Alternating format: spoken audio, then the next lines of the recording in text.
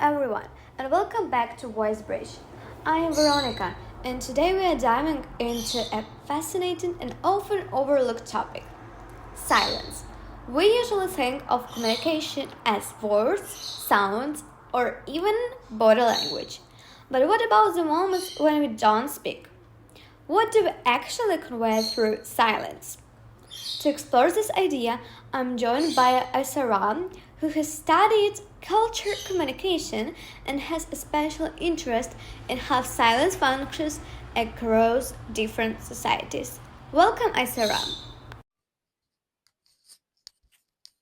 Thank you, Veronica. I'm really excited to be here. Silence is such a powerful yet invisible tool in communication. It can mean so many things: respect, disagreement, reflection, or even connection, and it varies a lot depending on the culture. I think we often underestimate how much is said and when nothing is spoken.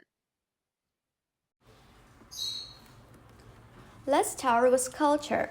In some cultures, silence is considered awkward, while in others, it's a sign of respect.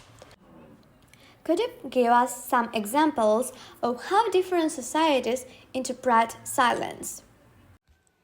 Silence in conflicts is a double-edged sword.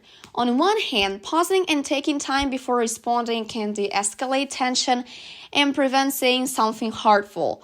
On the other hand, prolonged silence can feel like avoidance or disconnection, which may worsen misunderstandings. The key is intentional silence, using it mindfully to create understanding rather than just withdrawing. Do you think silence can sometimes be more powerful than words? Can you share a situation where silence speaks louder than speech? Absolutely, silence can be more powerful than words in many situations. For instance, in negotiations or during a heated discussion, choosing not to respond immediately can give both sides time to think, showing patience and control. In personal relationships, sometimes simply sitting quietly with someone who is upset communicates more care and support than any words could. When we talk about relationships, whether family, friends, or collegials, what roles does silence usually play? For example, is it comfort, distance, or maybe something in between? In relationships, silence plays many roles. It can be comforting, like sharing a quiet moment with a close friend or family member. It can also indicate distance, for example, when someone withdraws during a disagreement. But often, silence is somewhere in between, a space for reflection, processing emotions, or just being present without needing to fill every moment with speech. In conflicts, silence can be used in very different ways. Sometimes it de-escalates the tension, but sometimes it can feel like avoidance. What's your perspective on this? Different cultures have very distinct approaches to silence. For example, in Japan, silence is often a sign of respect and thoughtfulness. People may pause before responding to show they are considering your words carefully.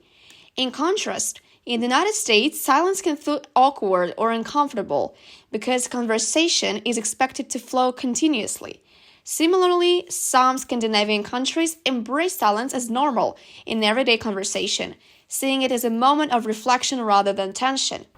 We live in a world that's constantly noisy, full of notification, conversation, and media.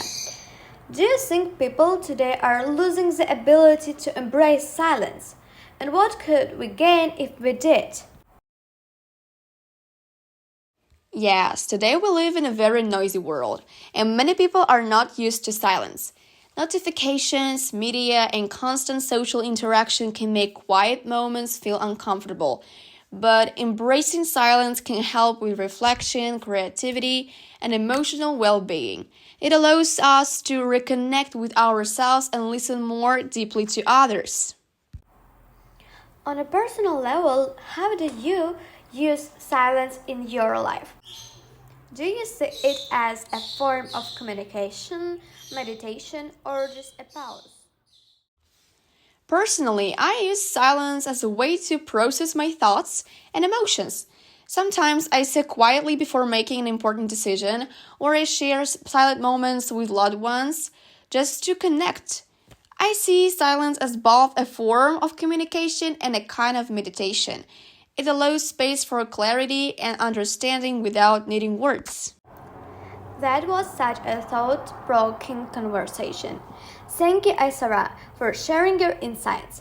I think today we all learned that silence is not just absence of sound. It's a language in itself, one that can be respectful, emotional, and deeply human. And thank you to our listeners for joining us on this episode of VoiceBridge. If you enjoyed this discussion, don't forget to subscribe, share, and let us know how silence play a role in your own life. Until next time, keep bringing voice, sometimes even through silence.